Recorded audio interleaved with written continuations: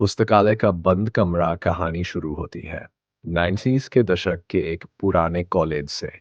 ये कॉलेज छोटे से शहर के बीचों बीच बना हुआ था। यहाँ की सबसे मशहूर और रहस्यमयी जगह थी उसका विशाल पुस्तकालय। पुस्तकालय बाहर से देखने पर भव्य लगता था, लेकिन अंदर आते ही ठंडक और अजीब सी खामोशी महसूस होती।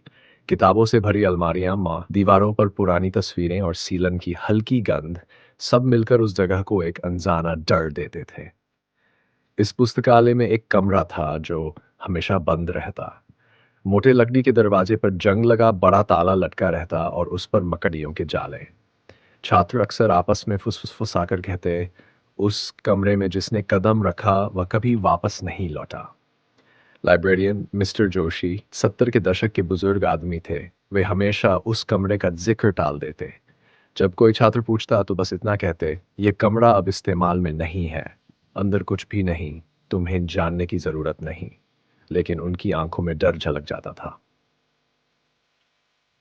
आदित्य कॉलेज का एक होनहार लेकिन जिज्ञासु छात्र था। उसे कहानियां, रहस्य और डरावनी जगहें खोजने का शौक था। जब भी वह लाइब्रेरी आता, उसकी नजर उसी बंद कमरे पर टिक जाती। एक रात पढ़ाई करते करते देर हो गई। चारों ओर सन्नाटा था, सिर्फ टेबल लैंप की रोशनी जल रही थी। तभी उसे लगा कि उस बंद कमरे के पीछे से किसी के कदमों की आहट आ रही है। धीरे धीरे, ठक ठक, जैसे कोई अंदर टहल रहा हो। आदित्य की धड़कन तेज हो गई। उसने हिम्मत करके दरवाजे के पास कान लगाया। अंदर से धीमी फुसफुसाहट सुनाई दी, मानो कई लोग मिलकर कुछ पढ़ रहे हों। शब्द साफ नहीं थे, लेकिन स्वर बहुत गहरे और डरावने थे। अगले दिन उसने अपने दोस्तों से यह बात कही, पर सबने मजाक उड़ा दिया। ये सब तेरा भ्रम है, किसी ने कहा। लेकिन आदित्य चुपचाप तय कर चुका था कि वह उस कमरे का सच जानेगा। 3 दिन बाद, जब कॉलेज की छुट्टियां थीं और लाइब्रेरी लगभग खाली थी, आदित्य चुपके से लौटा। उसके पास मास्टर चाबी थी जो उसने एक सफाई कर्मचारी से किसी बहाने से ली थी। दिल जोर जोर से धड़क रहा था, पसीना माथे पर चमक रहा था। उसने चाबी ताले में डाली, चटाक, ताला खुल गया। दरवाजा जरा सा धकेलते ही भीतर से बासी हवा का तेज झोंका आया, जैसे सदियों से बंद कमरे ने बाहर सांस छोड़ी हो। कमरे के भीतर कमरा छोटा नहीं था, बल्कि गहराई में उतरता चला गया। अंदर पुरानी लकड़ी की अलमारियां, फटी हुई किताबें और टूटी कुर्सियां बिखरी थी। पर जो चीज सबसे अजीब थी, दीवार पर एक बड़ा आईना टंगा था, धूल से भरा, लेकिन उसमें अजीब सी चमक थी।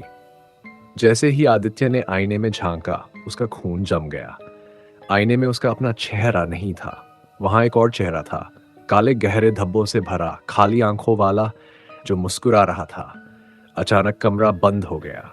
दरवाजा अपने आप धड़ाम से पीछे से बंद हो गया। बाहर से शोर मचाने पर भी कोई सुन नहीं रहा था। आईने के अंदर से हाथ निकलकर बाहर आने गए, जैसे कोई उसे खींचना चाहता हो। आदित्य चीखने लगा, लेकिन उसकी आवाज मानो कमरे की दीवारों में कैद हो गई। अगली सुबह जब लाइब्रेरी खोली गई, सब कुछ सामान्य दिखा। दरवाजा वैसे ही बंद और ताले में जड़ा हुआ था। लेकिन आदित्य कभी लौटकर नहीं आया। जब छात्रों ने उसकी गुमशुदगी पर सवाल किए, तो मिस्टर जोशी बस इतना ही बोले, जिसे जानना नहीं चाहिए, उसे उस कमरे तक कभी नहीं जाना चाहिए था। आज तक जो भी उस लाइब्रेरी में जाता है, दावा करता है कि उस कमरे से धीमी धीमी फुसफुसाहट सुनाई देती है। कभी कदमों की आहट, तो कभी किसी की दबी हुई चीख। और कहा जाता है, अगर कोई उस कमरे के सामने ज्यादा देर ठहर जाए, तो आईने में अपना प्रतिबिंब गायब होते देख सकता है, मानो उसकी आत्मा धीरे धीरे भीतर खिंच रही हो। अगर आपको यह कहानी पसंद आई हो तो लाइक, शेयर और सब्सक्राइब करना न भूलें। नई डरावनी कहानियों के लिए चैनल को जरूर फॉलो करें।